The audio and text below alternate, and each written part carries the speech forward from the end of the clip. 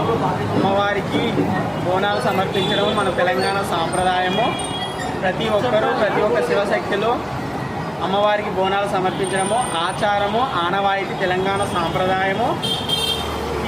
ఈ బోనం అంటే ఏమిటంటే అమ్మవారికి నైవేద్యము వండి బెల్లన్నం, గూడన్నం అంటాము.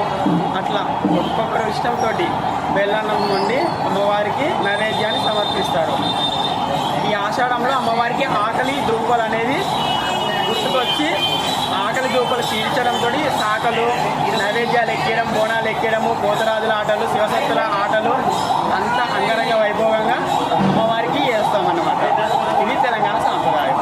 Thank you.